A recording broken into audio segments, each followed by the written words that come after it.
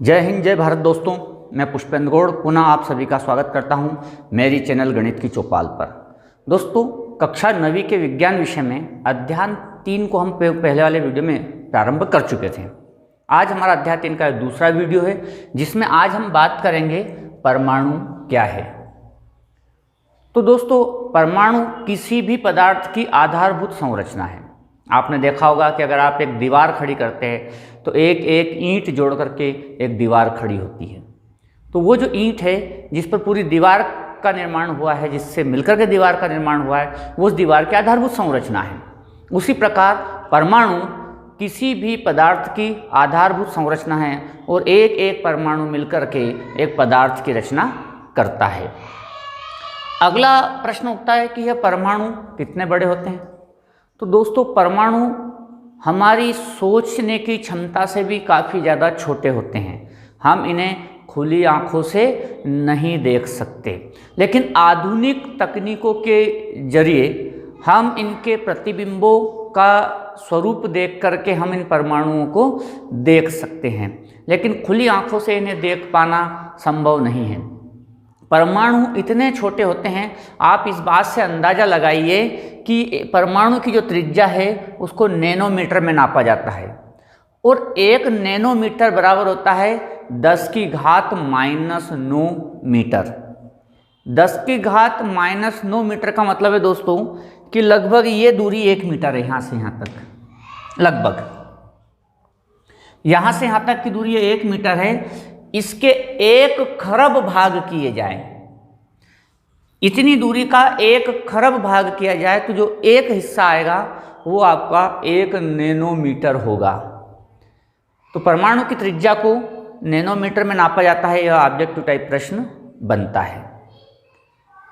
फिर दोस्तों, अगला हमारा बिंदु है विभिन्न तत्वों के परमाणुओं के आधुनिक प्रतीक क्या हैं। तो जब प्रारंभ में शुरुआती दौर में पदार्थों का अध्ययन किया गया, पदार्थों के प्रकार पाए गए, तो उसमें जो एक ही प्रकार के कणों से मिलकर के जो पदार्थ बने थे उनको तत्व कहा गया। अब उन तत्वों को जब देखा गया तो अलग अलग तत्वों के अलग अलग गुण थे, अलग अलग रासायनिक गुणधर्म थे, उनके परमाणुओं का प्रकार अलग अलग था। तो इसलिए इन अलग अलग परमाणुओं का नामकरण किया जाने लगा। प्रारंभिक अवस्था में बहुत कम पदार्थ पता थे, बहुत कम तत्व पता थे, उनके प्रकार बहुत कम पता थे, इसलिए चिन्हों के द्वारा या सिंबल के द्वारा उनको पहचाना जाने लगा। तो आरंभिक दौर में हाइड्रोजन को इस चिन्ह से निश्चित किया गया, कार्बन को इस चिन्ह के द्वारा दर्शाया जाता था, ऑक्सीजन को केवल एक गोला बना दिया, इसके द्वारा दर्शाया जाने लगा। फास्फोरस को इस प्रकार से संकेत रूप में दर्शाया जाता था। सल्फर का संकेत ये था, आयरन का संकेत इस प्रकार से था। इस प्रकार और भी संकेत थे। कॉपर का संकेत इस प्रकार से था। तो इस प्रकार से इन संकेतों के द्वारा इनको दर्शाया जाता था। लेकिन जैसे जैसे विज्ञान आगे बढ़ा और नए तत्वों की खोज हुई और नए प्रकार के परमाणु की खोज हुई, तो फिर इस प्रकार से संकेतों में दर्शाया जाना थोड़ा सा मुश्किल होने लगा। इनको याद रखने में थोड़ी सी समस्या आने लगी।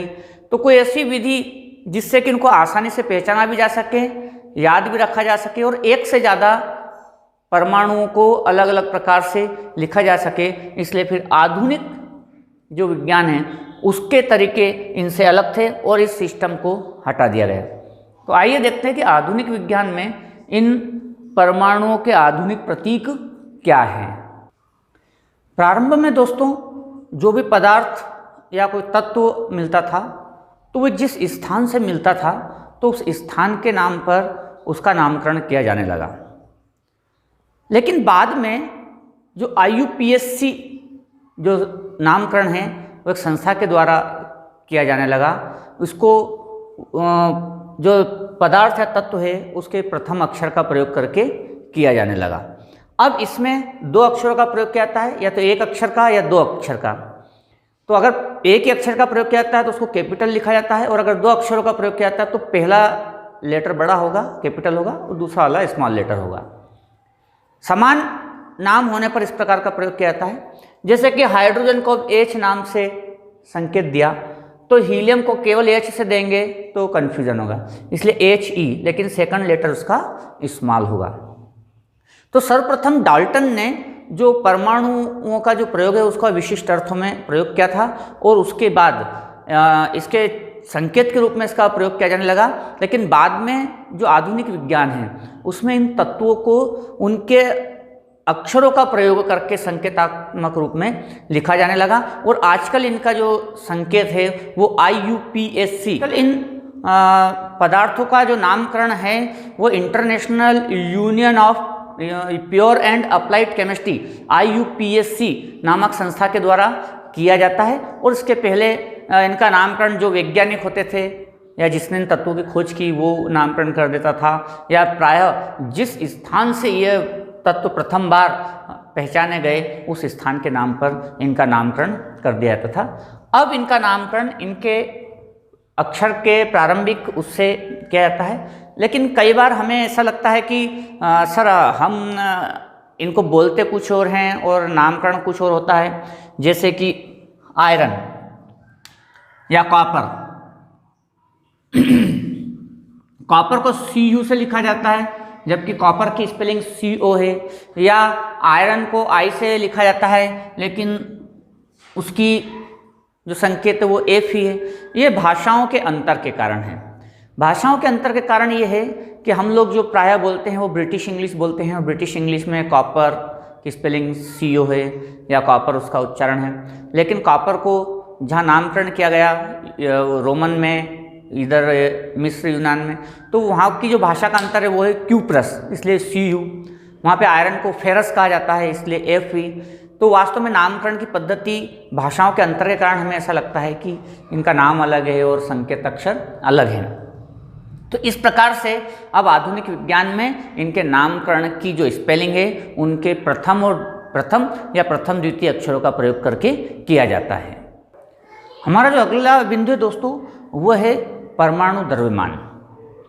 तो डाल्टन के सिद्धांतों में जो सबसे प्रमुख बात थी वो था परमाणु द्रव्यमान। डाल्टन अपने सिद्धांत से स्थिर अनुपात के नियम को इतनी भली भांति समझाने में समर्थ थे कि उससे प्रेरित होकर कई वैज्ञानिक अब परमाणु के द्रव्यमान को जानने के लिए अग्रसर हुए। दोस्तों यह कार्य बहुत कठिन था, लेकिन फिर भी वैज्ञानिक इस कार्य को करने में सफल हुए। आखिर उन्होंने एक परमाणु के द्रव्यमान को किस प्रकार से निकाला, इसके लिए उन्होंने परमाणु संयोजन के नियमों का उपयोग किया, और जब परमाणु संयोजित होकर के एक नया यौगिक बनाते हैं तो उसके सापेक्ष परमाणु का द्रव्यमान ज्ञात करने का प्रयास किया। आखिर ये कैसे किया? जैसे कि हम एक उदाहरण लेते हैं कार्बन मोनोऑक्साइड का। तो दोस्तों ये पता किया गया कि मान लो 3 ग्राम कार्बन 4 ग्राम ऑक्सीजन से मिलकर के कार्बन मोनोऑक्साइड बनाती है।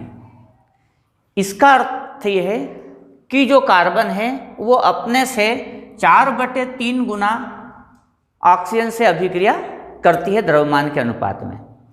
तो यहाँ पर अगर हम कार्बन को 1 इकाई माने तो इसका मतलब होगा कि जो ऑक्सीजन की इकाई बनेगी वो 1.33 के अनुपात में बनेगी।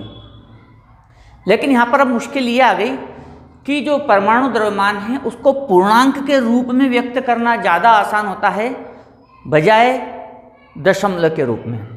इसलिए यहाँ पर तुम कार्बन को अगर 1 इकाई मानते हैं तो उसकी तुलना में जो ऑक्सीजन है वो 1.33 गुना उपयोग की जाएगी। तो इस तरह से तुलनात्मक अध्ययन करके इनके परमाणु द्रव्यमान के बारे में बात की गई। अब यहाँ पर सबसे बड़ी परेशानी आ रही थी कि हम परमाणु द्रव्यमान को एक पूर्णांक के रूप में व्यक्त करें। तो इसके लिए प्रारंभ में ऑक्सीजन के परमाणु को आधार बना करके परमाणु द्रव्यमान ज्ञात करने की विधि प्रारंभ की गई। ऑक्सीजन परमाणु के 1/16 भाग को आधार माना गया, अर्थात ऑक्सीजन परमाणु के 1/16 भाग को 1 इकाई के रूप में व्यक्त किया गया। ऑक्सीजन का चयन इसलिए किया गया क्योंकि ऑक्सीजन उस वक्त यह माना जा रहा था कि सबसे ज़्यादा तत्वों के साथ क्रिया करके यौगिक बनाती है, इसलिए इसको आधारभूत द्रव्यमान के रूप में लिया जाए। इसके अलावा ऑक्सीजन सहजता से और बहुत ज़्यादा मात्रा में, पर्याप्त मात्रा में उपलब्धता भी है।